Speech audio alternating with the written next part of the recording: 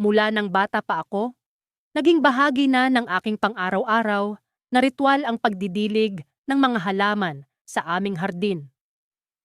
Natutunan ko ito sa aking yumaong lola na may mahika sa kanyang mga daliri pagdating sa mga halaman. Sa kanyang mga kwento, ang hardin ay isang lugar kung saan ang mga alaala ay nabubuhay kasama ng mga bulaklak at halaman. Ngunit isang gabi, habang ang hangin ay may dalang malamig na simoy, isang kakaibang pangyayari ang bumago sa aking pananaw tungkol sa aming hardin. Habang nagdidilig ako, napansin kong may isang anino sa gilid ng aking mata. Nagmadali akong tumingin, iniisip na baka isang tao lamang ang nagdaan sa kalsada sa harap ng bahay. Subalit, walang tao roon. Nagpatuloy ako sa aking ginagawa, ngunit hindi ko maalis ang pakiramdam na parang may nakamasid sa akin mula sa likuran ng mga puno. Sa gitna ng katahimikan, narinig ko ang marahang pagkaluskos ng mga dahon. Tumigil ako at pinakiramdaman ang paligid. Ang liwanag ng buwan ay sapat na upang makita ko ang isang anyo na lumulutang, isang babae na may dalang bulaklak. Hindi ko maipaliwanag ang aking nararamdaman. Ang aking puso ay parang tumigil sa pagtibok, habang ang malamig na hangin ay binalot ang aking katawan. Ang kanyang mukha ay hindi ko maaninag ng maayos, ngunit ang kanyang presensya ay naghatid ng kakaibang pakiramdam. Naroon siya, tahimik na naglalakad sa pagitan ng mga tanim, tila may hinahanap o inaalaala. Ang kanyang hakbang ay banayad, halos walang tunog, ngunit sapat upang makuha ang aking buong atensyon. Hindi ko alam kung anong lakas ng loob ang nagtulak sa akin upang sundan ang multo. Hindi ako natatakot, sa halip ay parang may puwersang nagtutulak sa akin upang malaman ang kanyang kwento. Sa bawat hakbang na aking ginagawa, nararamdaman ko ang pagbigat ng hangin. Ang paligid ay tila lumamig, at ang mga bulaklak ay tila yumuyuko sa kanyang pagdaan. Nang malapit na ako sa kanya, napansin kong ang bulaklak na hawak niya ay parang isang puting rosas na may mga patak ng dugo sa mga talulot. Ang kakaibang tanawing ito ay nagdagdag ng kaba sa aking dibdib. Sa wakas, ang babae ay huminto sa harap ng isang lumang puno ng mangga na itinuturing na pinakamatanda sa aming hardin. Doon, siya ay nagpatirapa, tila nagdarasal o humihingi ng tawad. Habang nagsisimula akong lumapit, bigla siyang bumaling at tumigil ang oras. Ang kanyang mga mata ay tila puno ng lungkot at pighati. May kung anong kirot sa kanyang titig na hindi ko maipaliwanag. Sa kanyang paglingon, para bang may gustong iparating sa akin, isang mensahe na hindi ko pa rin maintindihan. Nang sa wakas ay makalapit na ako sa kanya, biglang nagbago ang paligid. Ang lamig ay biglang napalitan ng init. Ang mga bulaklak na dati tila nagdadalamhati ay biglang nagningning sa ilalim ng liwanag ng buwan. Ang babae ay ngumiti, isang ngiti na puno ng pag-asa. At sa isang kisap mata, siya ay nawala, kasabay ng kanyang bulaklak. Naiwan akong nakatayo sa ilalim ng puno, naguguluhan at hindi makapaniwala sa aking nasaksihan. Ano ang ibig sabihin ng lahat ng ito? Sino ang babaeng iyon at ano ang kanyang gustong iparating? Sa kabila ng aking mga tanong, alam kong ito pa lang ang simula ng kakaibang kwentong ito. Pagkatapos ng karanasan kong iyon sa hardin, hindi ako mapakali. Ang imahe ng multo ng babaeng may dalang bulaklak ay patuloy na lumilitaw sa aking isipan. Ano ang kanyang ginagawa roon? At bakit sa akin siya nagpapakita? Kinabukasan, nagpasya akong bumalik sa hardin, kahit na may halong kaba at pag-aalala. Alam kong kailangan kong malaman ang katotohanan. Habang nagdidilig ako ng mga halaman, pinilit kong maging kalmado. Ngunit ang bawat kaluskos ng dahon at ihip ng hangin ay tila nagsasabing, hindi ako nag-iisa. Maya-maya pa, narinig ko ang mga yabag sa likod ko. Agad akong lumingon ngunit wala akong nakita. Isang malamig na hangin ang dumampi sa aking balat. At doon ko siya muling nasilayan. Ang multo ng babae, nakatayo sa di kalayuan, may dala pa ring mga bulaklak. Ngunit sa pagkakataong ito, mas malinaw ko siyang nakita. Ang kanyang mukha ay puno ng kalungkutan. At ang kanyang mga mata ay tila humihingi ng tulong. Hindi ko alam kung saan ko hinugot ang lakas ng loob. Ngunit nagsalita ako. Sino ka? Ano ang kailangan mo sa akin? Ilang sandali siyang nanatiling tahimik. Ngunit ang kanyang mga labi ay unti-unting bumuka.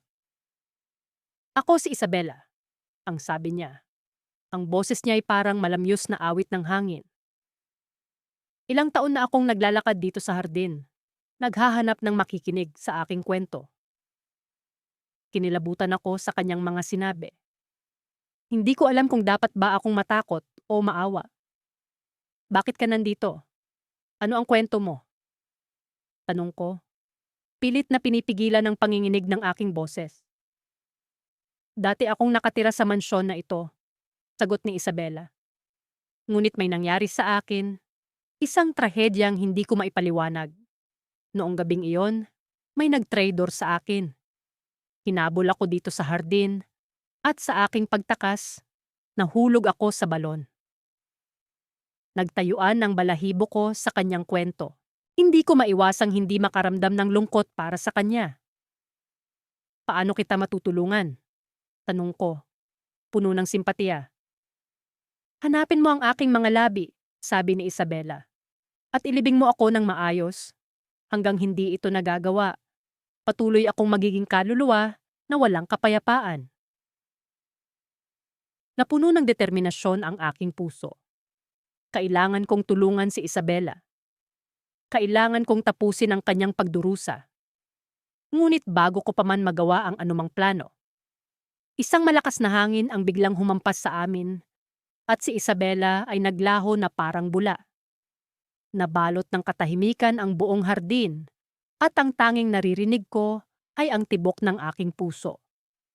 Nang bumalik na ako sa aking sariling kwarto, pilit kong inalala ang lahat ng sinabi ni Isabela. Alam kong may balon sa hardin, ngunit matagal na itong natabunan ng mga halaman at damo. Kailangan kong simulan ang paghahanap doon. Ngunit sa aking pag-iisip, may napansin akong kakaibang bagay. Sa aking mesa, may isang bulaklak na hindi ko maipaliwanag kung paano napunta doon. Ito ay isang puting rosas. Bigla kong naalala ang bulaklak na hawak ni Isabela. Ang bulaklak na iyon ay tila mensahe mula sa kanya. Kinabukasan, nagpasya akong simulan ang paghahanap. Sa pagtahak ko sa hardin, sinundan ko ang trail ng mga puting rosas na tila naglalakbay mula sa aking silid, patungo sa isang bahagi ng hardin na matagal nang hindi napupuntahan. Doon ko nakita ang napakatandang balon na tatakpan ng lumot at mga halaman. Habang tinitingnan ko ang balon, naramdaman kong may nagbabantay sa akin.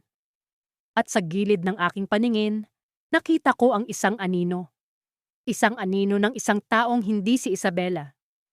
Tila isang babala, isang paalala na hindi ako nag-iisa sa aking pag-iimbestiga.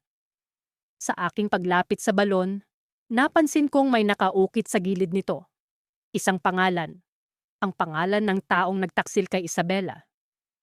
Ang pangalan ay hindi ko inaasahan. Ito ay pangalan ng taong kilala ko. Ang taong nagbigay sa akin ng trabaho sa mansyon na ito. Ang puso ko ay bumilis ng tibok. Ngayon, higit pa sa pagsasalba kay Isabela, kailangan ko ring harapin ang katotohanan. Isang katotohanang bumabalot sa aming lahat sa mansyon na ito. Ngunit bago ko pa man maisip ang susunod na hakbang, isang malamig na kamay ang biglang humawak sa aking balikat. Napalingon ako at doon ko nakita ang isang figura na hindi ko inaasahang makikita. Ang kanyang mga mata ay puno ng galit at pagtataka. Sa isang saglit, naisip ko, ano ang mangyayari sa akin ngayon? Ngayong alam na niya na alam ko na. Ang gabi ay muling bumalot sa aming hardin. Ang liwanag ng buwan ay tila nakikipaglaro sa mga anino ng mga halaman, habang ang malamig na hanging amihan ay nagdadala ng kakaibang kilabot sa aking balat. Sa kabila ng takot na bumabalot sa akin, hindi ko maiwasang bumalik sa hardin tuwing gabi. May bahagi sa akin na naakit sa misteryo ng multo, at sa parehong panahon, hindi ko mapigilang magtanong, bakit siya nagpapakita sa akin? Habang tinatahak ko ang makipot na daan patungo sa gitna ng hardin, ang mga yapak ko'y marahan at maingat. Ang bawat paglanghap ko ng hangin ay puno ng pag-asa at kaba. Sa aking pagdating sa paborito kong sulok, doon ko siya muling nasilayan. Ang multo ng babaeng may dalang bulaklak. Ang kanyang anyo ay tila mas malinaw ngayon, na para bang mas malapit siya sa mundong ibabaw. Sa iyo ba ang hardin ito? Tanong ko, kahit alam kong walang kasiguraduhan kung makakarinig siya. Ang kanyang mga mata ay tumingin sa akin, puno ng kalungkutan at lihim na tila hindi masambit. Sa kanyang bibig ay may mga salitang bumubuo, ngunit hindi ko marinig. Ang kanyang kamay ay itinuro ang isang bahagi ng hardin na hindi ko pa napupuntahan noon. Sinundan ko ang direksyon ng kanyang kamay. Ang mga dahon at sanga ay tila humahawi upang bigyang daan ang aking paglalakad. Ang liwanag ng buwan ay nagbigay ng sapat na ilaw upang makita ko ang isang maliit na estatwa ng isang babae. Hawak-hawak ang isang bungkos ng bulaklak na kapareho ng nasa kamay ng multo. Ang estatwa ay lumana at tila iniiyakan ng mga damo at lumot na bumabalot dito. May nakaukit na pangalan sa paanan nito, ngunit hindi ko mabasa dahil sa kalumaan. Habang pinagmamasdan ko ang estatwa, naramdaman ko ang biglaang paglamig ng hangin. Ang multo ay muling nagpakita sa aking likuran. Sa pagkakataong ito, mas malapit siya kaysa dati. Ang kanyang mga mata ay tila nagtatanong. Umaasang maiparating ang kanyang mensahe. Ngunit bago ko pa man matanong kung ano ang nais niyang ipahiwatig, nakita kong may kumikislap na bagay sa paanan ng estatwa. Yumuko ako at nakita ko ang isang lumang locket.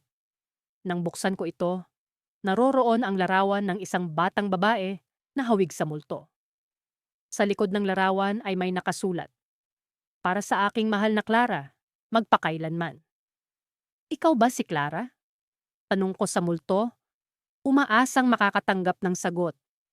Tumango siya, at ang kanyang anyo ay tila nagkaroon ng liwanag, parang isang kandila sa dilim na unti-unting naglalagablab.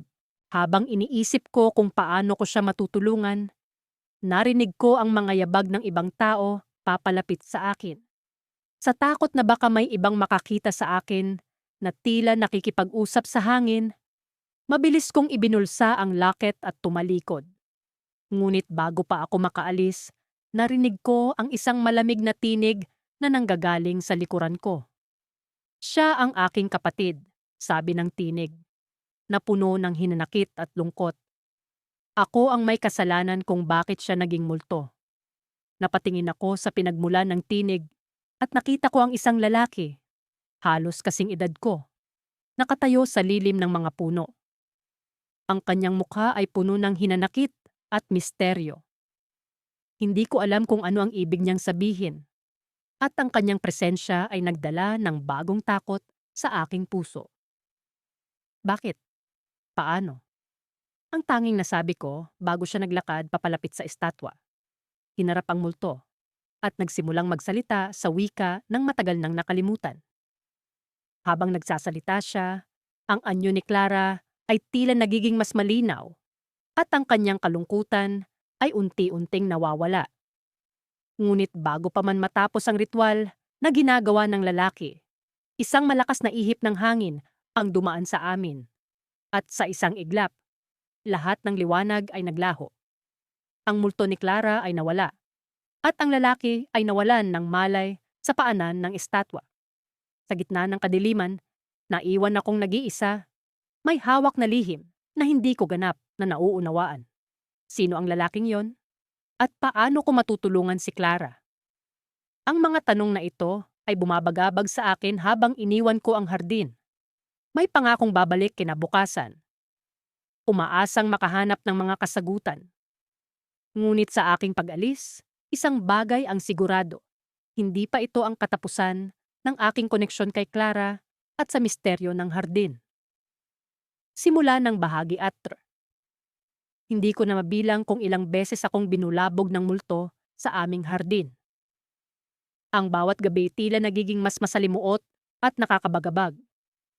Ngunit sa kabila ng takot na bumabalot sa akin, may bahagi ng aking isipan na nag-uudyok na unawain ang misteryosong nilalang na ito. Noong gabing yon, hawak ang aking flashlight, tahimik akong lumabas ng bahay upang magdilig ng mga halaman. Ang buwan ay bilog na bilog, tila isang mata na nagmamasid sa bawat galaw ko. Habang binabasa ko ang mga dahon ng aking mga halaman, naramdaman ko na naman ang malamig na simoy ng hangin na tila bumabalot sa akin. Kasabay nito, ang amoy ng mga bulaklak ay naging mas matapang, mas malalim, na para bang ito'y nagmula sa ibang dimensyon. Sa isang sulok ng hardin, nasilayan ko ang pamilyar na anyo ng multo. Nakatayo siya sa ilalim ng puno ng akasya, suot ang kanyang lumang bestida na bumagay sa kanyang malaulap na anyo. Sa kanyang kamay ay naroon ang isang bungkos ng mga bulaklak. Mga bulaklak na hindi ko pa nakikita sa aming hardin.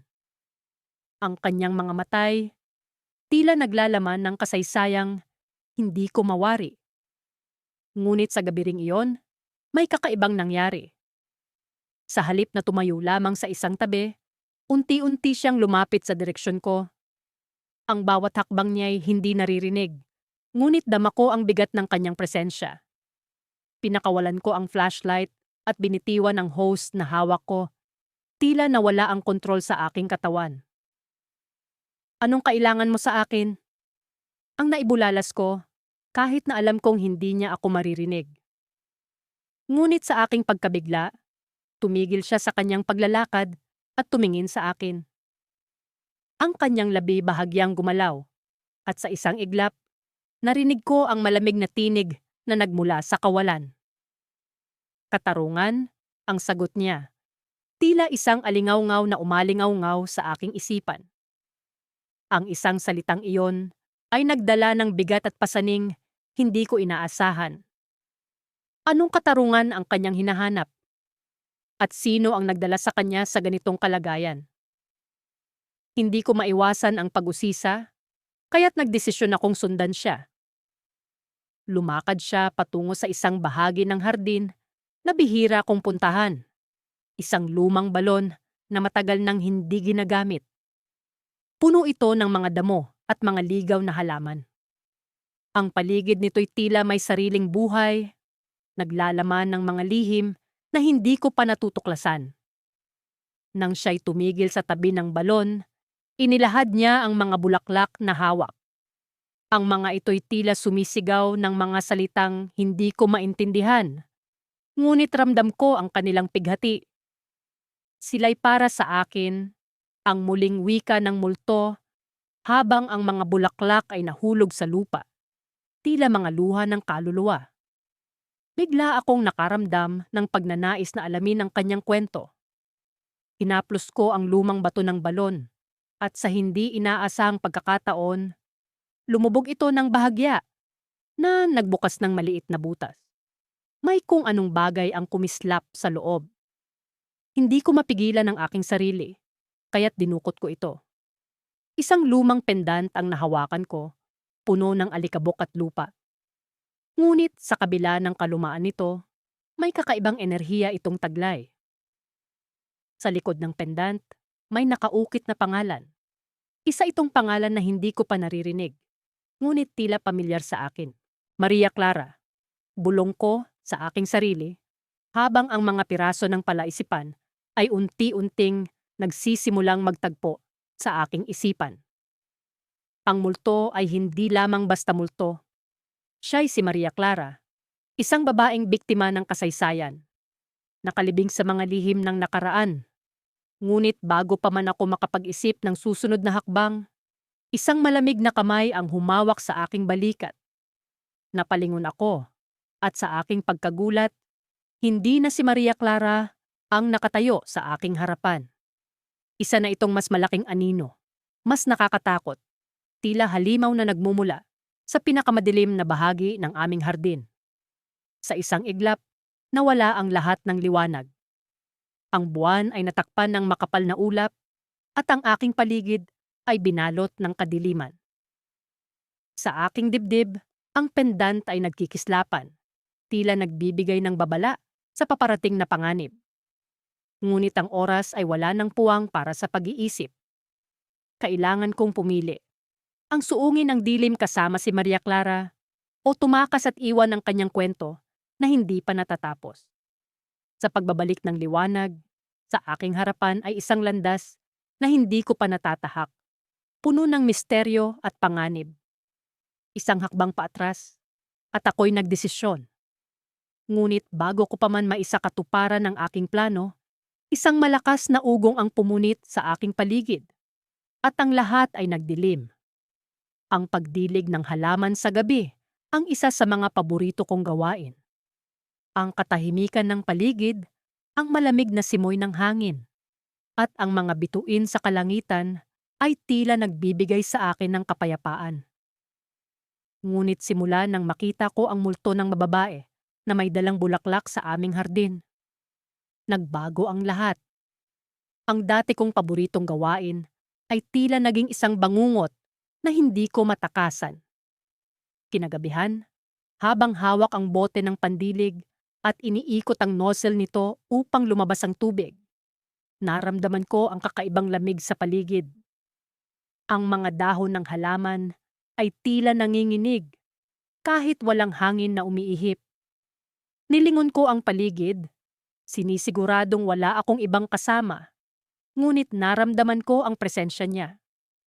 Narito ka na naman, bulong ko sa sarili habang pinipilit kong lakasan ang loob ko.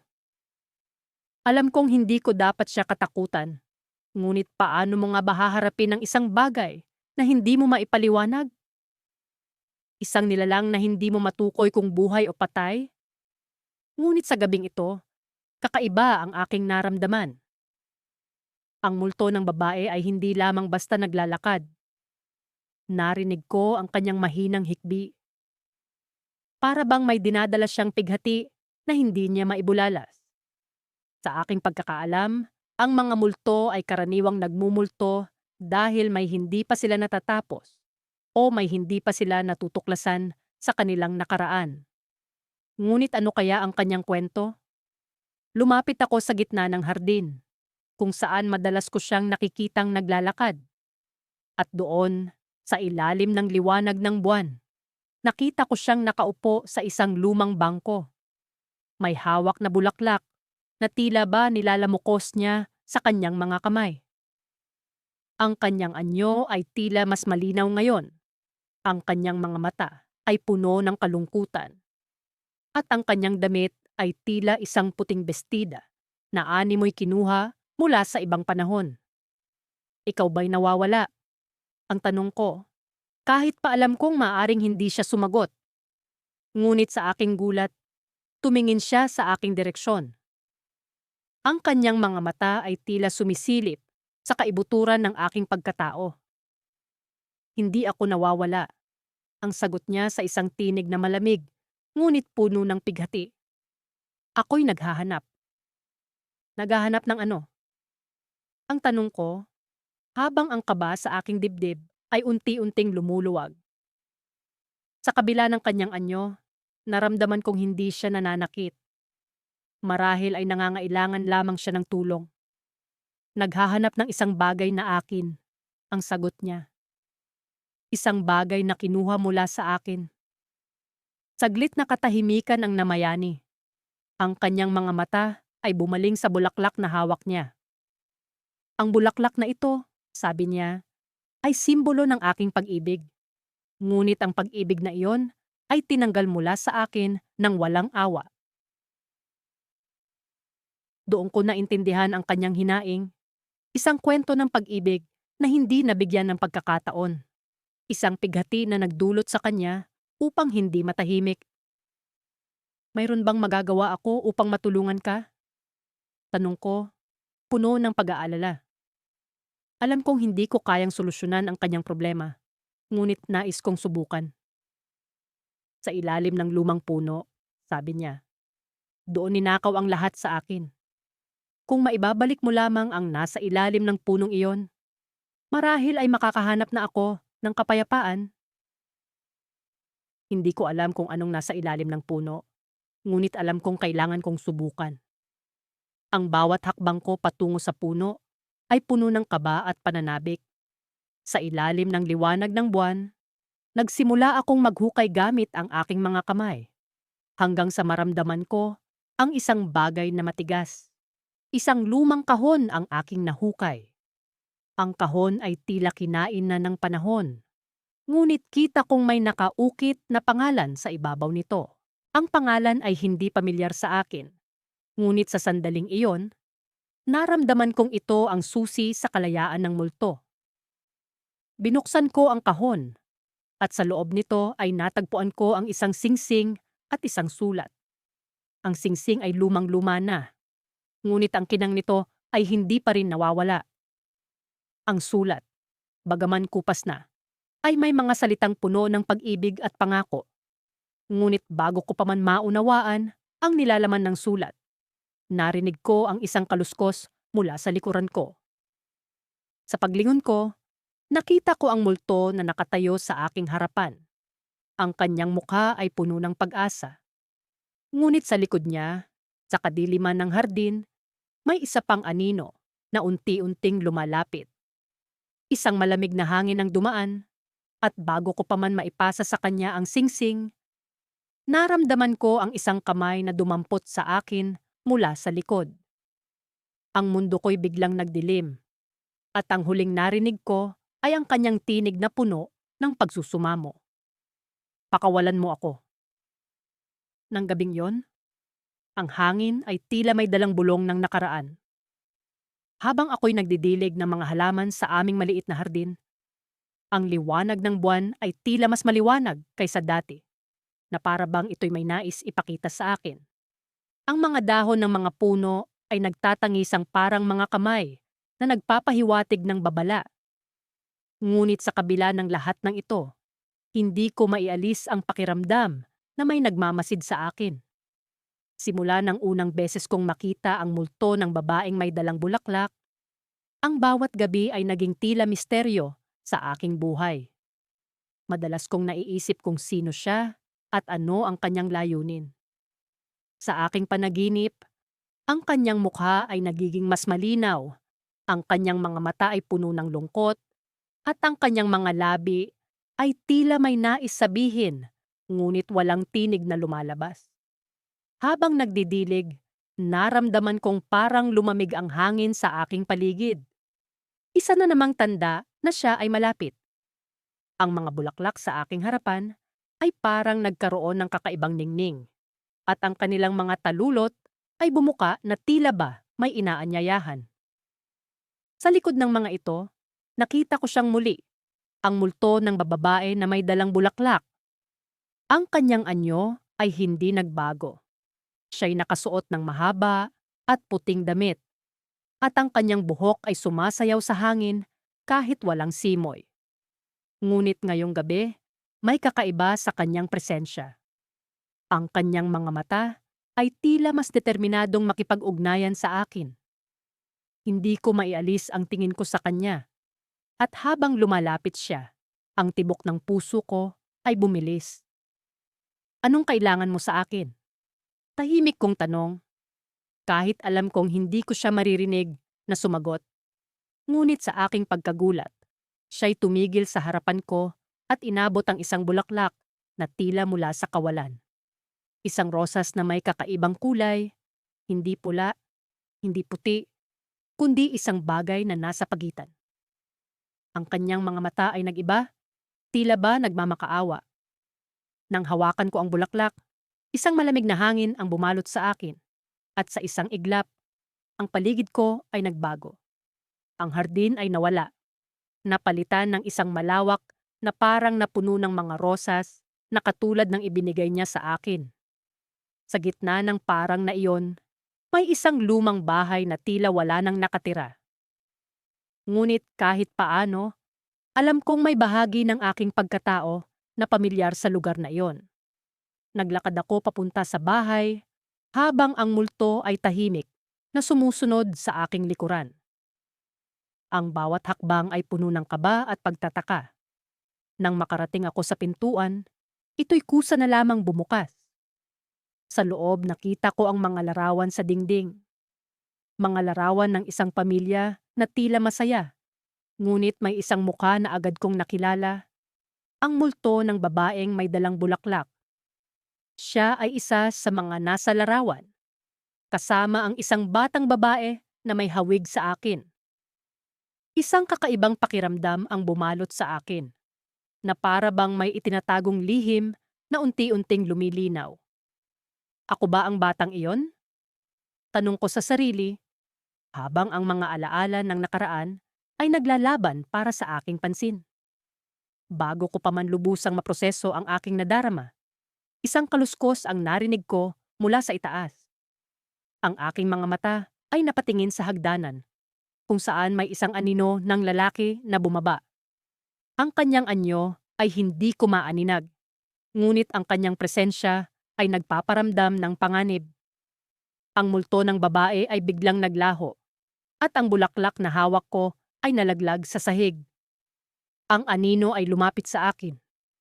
Ang aking katawan ay tila na paralisa sa takot. Ngunit bago pa man siya tuluyang makalapit, ang mga dingding ng bahay ay nagsimulang mag-iba. Tila mga aninong gumagalaw sa pagitan ng realidad at ilusyon. Sa isang iglap, ako'y nagising mula sa panaginip na yon. O bangungot. Nasa hardin pa rin ako, nakatayo kung saan ko unang nakita ang multo. Ang bulaklak ay wala na, ngunit ang pakiramdam na may nawawala sa akin ay naroon pa rin. Ang mga tanong ay nagpatuloy na bumagabag sa aking isipan. Sino ang multo? Ano ang kanyang koneksyon sa akin? At sino ang lalaking iyon sa anino? Ngunit sa kabila ng aking mga tanong, isa lamang ang sigurado. Ang kwentong ito ay malayo pa sa katapusan. Sa aking paglingon, isang bulaklak na rosas na may parehong kakaibang kulay ang nakatanim na sa lupa, sumisibol mula sa wala. Ang buwan ay muling nagliwanag, at sa loob ng aking puso, isang bagong misteryo ang nagsisimula. Nagsimula ang gabi na parang alinmang ordinaryong gabi. Dumaan ang araw na puno ng init at liwanag. Ngunit pagdating ng dapit-hapon, ang dilim ay unti-unting bumalot sa paligid. Habang nagdidilig ako ng mga halaman sa aming hardin, hindi ko maiwasang mapansin ang kakaibang katahimikan. Parang nangingibabaw sa lahat ang malamig na simoy ng hangin na dumadampi sa aking balat. Habang abala ako sa pag-aalaga ng aking mga halaman, naramdaman kong may mga matang nakatuon sa akin. Isang pakiramdam na tila hindi ko maipaliwanag, ngunit hindi ko rin maaalis sa aking isipan. Nagpatuloy ako sa aking ginagawa, pilit na binabaliwala ang kung anuman ang bumabagabag sa akin. Ngunit nang lumingon ako sa gawing kaliwa ng hardin, doon ko siya muling nakita. Ang multo ng babae na may dalang bulaklak. Parang sa isang iglap, nandoon siya. Nakatayo sa ilalim ng malaking puno ng mangga. Ang kanyang anyo ay tila napapagitnaan ng liwanag at anino, isang larawan ng kalungkutan at misteryo. Ang kanyang mga mata ay malalim at puno ng lihim, habang ang mga bulaklak sa kanyang mga kamay ay tila sariwa pa rin at puno ng kulay. Hindi ko alam kung bakit, ngunit sa kabila ng takot, may bahagi sa akin na nagnais lumapit sa kanya. Marahil ay dala ng aking pag-usisa, o kaya'y nang hindi maipaliwanag na koneksyon na nararamdaman ko sa kanya. Ngunit bago pa man ako makalapit, siya'y nagsalita. Isang malamig ngunit malamyos na tinig ang umalingaw-ngaw sa hangin. "Huwag kang matakot," wika niya. Ako'y narito hindi upang manakot, kundi upang magbigay ng babala. Isang babala? Para sa akin? Ang aking isipan ay naguluhan, ngunit hindi ko magawang umiwas sa kanyang mga titig. May paparating, dagdag niya. Isang panganib na mas malaki kaysa sa anumang iyong natagpuan. Ang kanyang mga salita ay tila mga karayom na tumusok sa aking isipan. Hindi ko alam kung ano ang kanyang tinutukoy, ngunit hindi ko rin magawang hindi siya paniwalaan. May kakaibang puwersa ang kanyang presensya, isang puwersa na tila nagpapahiwatig ng katotohanan. Anong panganib ang iyong tinutukoy? Tanong ko, puno ng pag-aalala. Ngunit bago siya makasagot, bigla siyang nawala.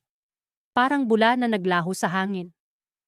Naiwan akong nag-iisa sa dilim ng hardin, kasama ang mga tanong na walang kasagutan at isang takot na hindi ko maipaliwanag.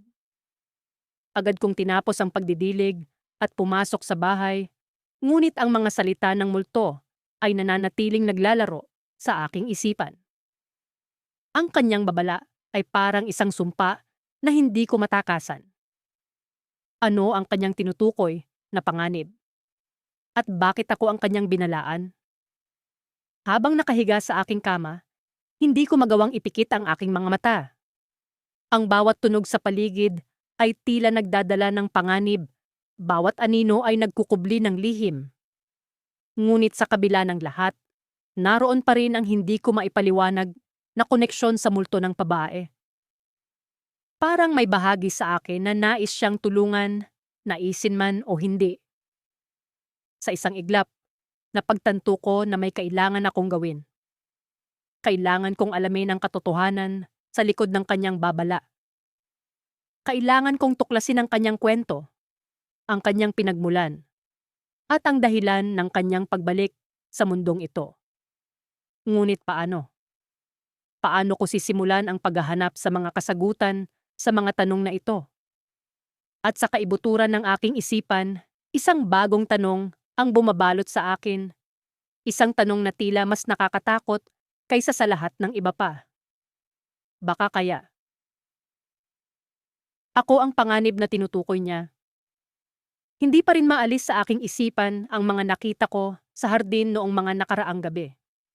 Ang multong babae na tila naglalakad sa paligid, may hawak na mga bulaklak, ay nagdulot sa akin ng matinding kaba at kuryosidad.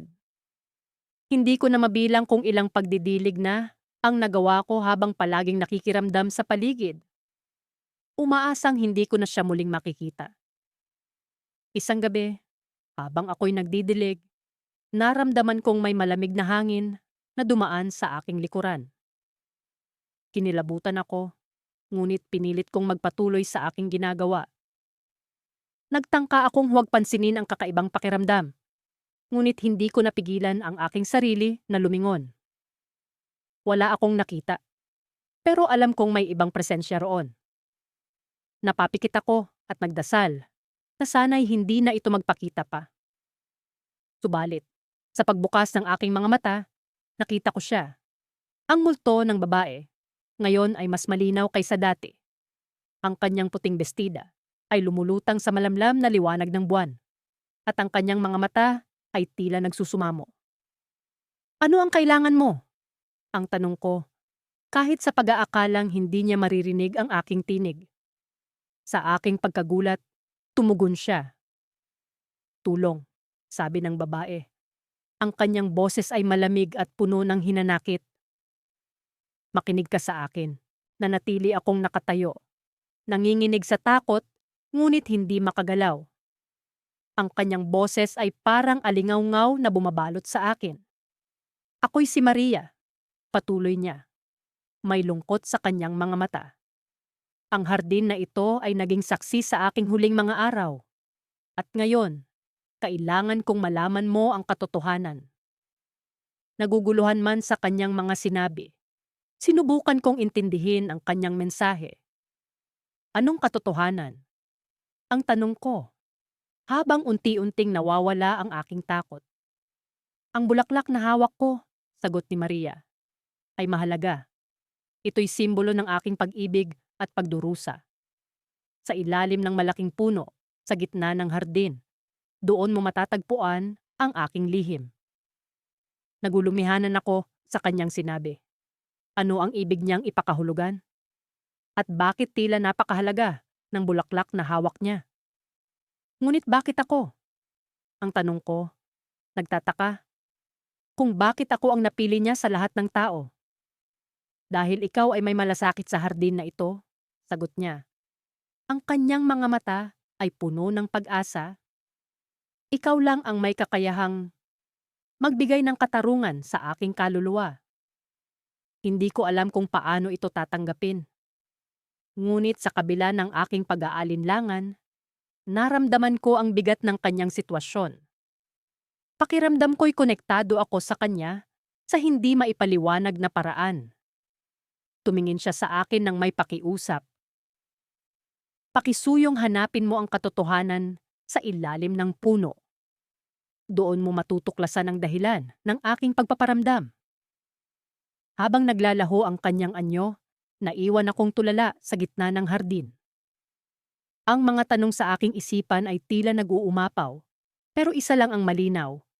Kailangan kong gawin ang kanyang hinihiling. Kinabukasan, sinimulan ko ang pagsasaliksik sa ilalim ng malaking puno.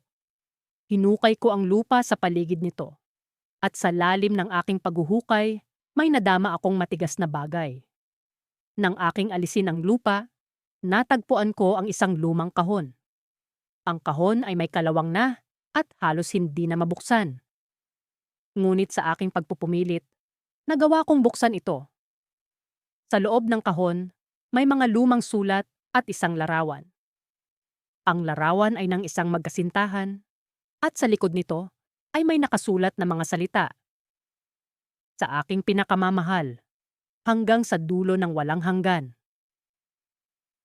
Nang basahin ko ang mga sulat, nabunyag sa akin ang kwento ng pag-ibig at pagkakanulo. Si Maria ay nagmahal ng isang lalaking hindi nakatadhanang maging kanya. Ang kanilang lihim na relasyon ay natapos sa isang trahedya. At ang bulaklak na hawak niya sa kanyang mga pagpaparamdam ay simbolo ng kanilang ipinagbabawal na pag-ibig. Habang hawak ko ang mga sulat, naramdaman ko ang bigat ng kanyang paghihirap.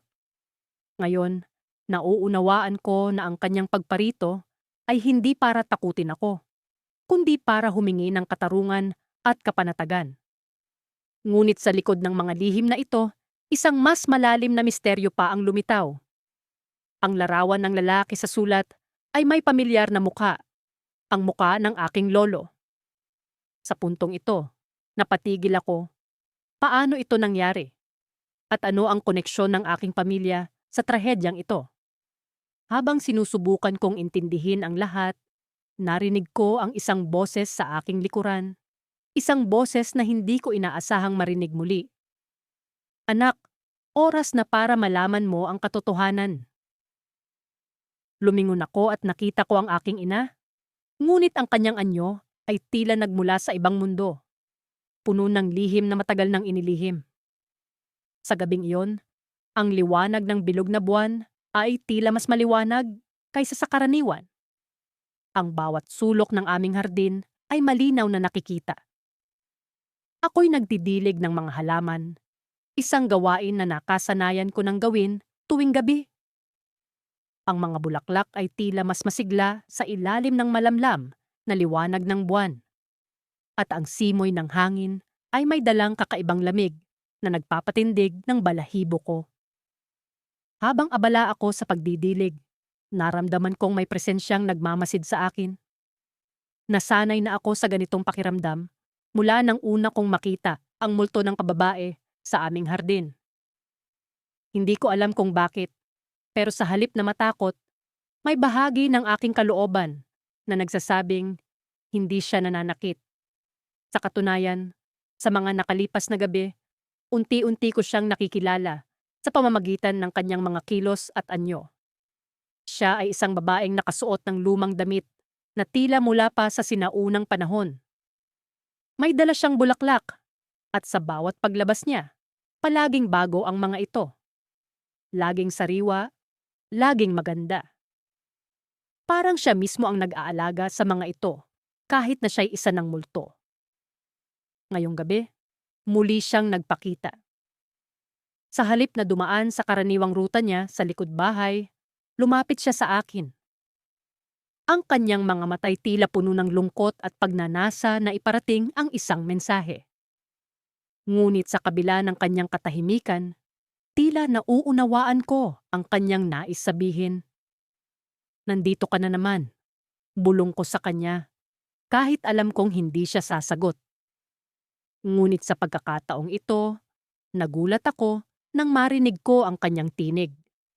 Isang malamig, ngunit magiliw na boses ang bumati sa akin. Ikaw ang makakatulong sa akin, sabi niya habang dahan-dahang lumalapit. Para bang ang kanyang mga yapak ay hindi man lang nag-iiwan ng bakas sa lupa. Nangangailangan ako ng tulong mo. Paano kita matutulungan? Tanong ko, habang pilit kong pinapakalma ang kabog ng aking dibdib. Ito ang unang pagkakataon na narinig ko siyang magsalita. Ano ang kailangan mo? Hanapin mo ang bulaklak na ito, sabi niya. Itinuturo ang isang uri ng bulaklak sa kanyang kamay. Ito ang susi sa kalayaan ko. Tinitigan ko ang bulaklak. Mukha itong pamilyar, ngunit hindi ko matiyak kung saan ko ito nakita. Saan ko ito makikita? Tanong ko, umaasang makakakuha ng higit pang impormasyon?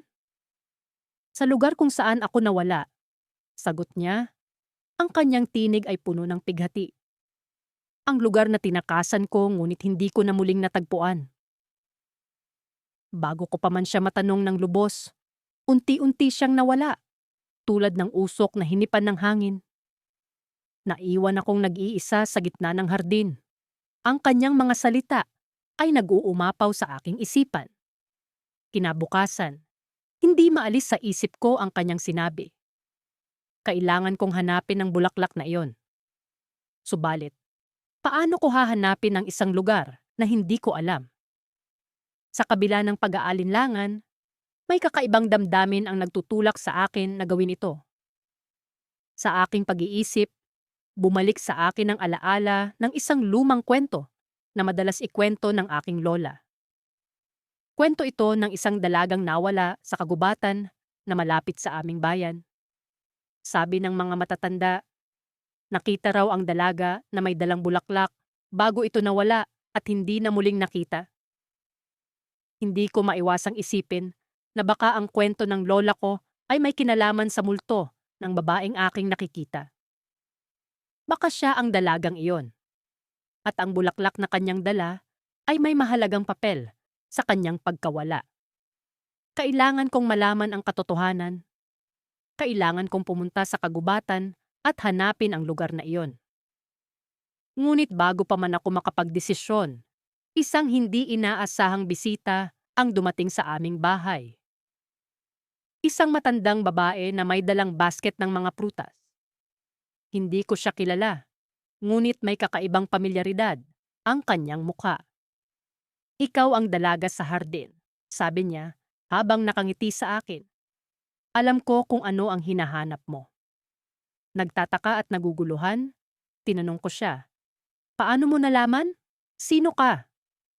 Ang bulaklak na hinahanap mo ay nasa lugar kung saan nagsimula ang lahat. Sagot niya, habang dahan-dahang lumapit sa akin. At ako ang makakatulong sa iyo upang matagpuan ito. Pati, sa bago ko pa man siya matanong ng iba pang katanungan, may biglang kakaibang hangin ang dumaan at siya'y nawala sa isang kisap mata, tulad ng multo. Naiwan akong naguguluhan at nagtataka sa mga pangyayari. Ngayon, hindi lamang ang multo ng babae, kundi pati na rin ang misteryosong matanda ang bumabagabag sa akin. Ano ang kanilang koneksyon? At paano ko mahahanap ang lugar na magsasalba sa kaluluwa ng dalaga sa hardin? Alam kong kailangan kong malaman ang sagot, ngunit ang landas patungo roon ay tila puno ng misteryo at panganib. Sa gabing iyon, habang ang mga bituin ay tila nagkukubli sa likod ng makapal na ulap, lumabas ako sa aming hardin upang magdilig ng mga halaman. Ito'y naging bahagi na ng aking gabi-gabing ritual, simula nang ako'y tumira sa lumang bahay na ito. May kakaibang katahimikan ang bumabalot sa paligid, na para bang ang hangin mismo ay nag-aantabay sa isang bagay na ako lamang ang makakaalam. Habang bumubuhos ang malamig na tubig mula sa hawak kong pandilig, narinig ko ang tunog ng mga yabag. Mahina ngunit malinaw, ito'y nagmumula sa dakong likuran ng aming hardin. Saglit akong natigilan, inisip kong baka isa lamang itong guni-guni, dala ng pagod. Pero alam kong may iba akong nararamdaman. Ang aking puso'y nagsimulang bumilis ang pagtibok, dala ng kaba at pananabik na hindi ko mawari. Ano ito? Tanong ko sa sarili, habang dahan-dahang lumalapit sa pinagmumulan ng tunog. Ang mga yabag ay tila ba may sariling himig, maingat, mabagal, at puno ng lungkot. Nang ako'y malapit na sa malaking puno ng mangga, doon ko siya nasilayan. Isang babae, maputi ang kasuotan, at may hawak na isang piraso ng bulaklak. Ang kanyang buhok ay mahaba at tila nilalaro ng hangin. Para bang siya'y bahagi ng kalikasan mismo. Kahit pa ang kanyang presensya'y nagbibigay ng kakaibang lamig sa paligid. Nagtama ang aming mga mata. At sa halip na takot, ang aking naramdaman ay isang malalim na awa. Ang kanyang mga mata ay puno ng kalungkutan. Tila ba may nais sabihin, ngunit hindi makapagsalita. Lumapit siya ng dahan-dahan, at ang kanyang mga labi ay sumambit ng mga salitang halos hindi ko marinig. "Tulungan mo ako," ang sabi niya, habang iniabot ang bulaklak na tila ba isang alok ng pagtitiwala. Hindi ko alam kung anong pwersa ang nag-udyok sa akin, ngunit inabot ko ang bulaklak. Nang magtagpo ang aming mga kamay, biglang bumigat ang paligid at ako'y nabalot ng mga imahe. Isang lumang bahay, isang hardin na puno ng mga bulaklak, at isang malagim na gabing binabalot ng mga sigaw at pag-iyak. Ang mga imahe naglaho sa isang iglap, at nang ako'y bumalik sa sarili, siya ay wala na. Naiwan akong naguguluhan, hawak pa rin ang bulaklak na para bang ito'y nagdadala ng mga alaala ng multong babae. Alam kong hindi ito basta-basta pangyayari. May nais siyang iparating. May kwento siyang gustong ipaalam. Ngunit paano ko siya matutulungan? Anong lihim ang dala ng bulaklak na ito? Habang ako'y nag-iisip, napansin kong may kakaiba sa bulaklak. Sa loob ng mga talulot nito, may nakaukit na mga letra. "Hanapin mo ako," ang sabi nito, tila ba isang hamon na naghihintay ng kasagutan. Sino siya? Nasaan siya? At paano ko siya matutulungan sa kanyang kalagayan? Sa pagbalik ko sa loob ng bahay, dala ko ang bulaklak at ang mga tanong na patuloy na bumabagabag sa akin. Hindi ko maalis sa isipan ang kanyang mukha, ang kanyang mga mata na puno ng pagdurusa at pag-asa. Kailangan kong malaman ang kanyang kwento, at alam kong ito'y simula pa lamang ng mas malalim na misteryo. Ngunit habang ako'y nagmumuni-muni, isang malamig na hangin ang dumaan at tila bumulong sa aking tainga. "Huwag kang magtiwala," ang sabi nito, na siyang nagpaigting ng aking kaba. Sino ang dapat kong pagkatiwalaan? Ano ang tunay na layunin ng multo? At sino ang boses na iyon na nagbabala sa akin? Sa kabila ng lahat, isang bagay ang malinaw. Hindi ko ito maaring talikuran. Ang gabi nagiging mas misteryoso at ang mga sagot ay tila nagkukubli sa kadiliman. Ngunit isang bagay ang tiyak. Hindi ko ito haharapin ng mag-isa. Kailangan kong hanapin ang mga kasagutan, kahit pa ito'y humantong sa mga bagay na hindi ko inaasahan.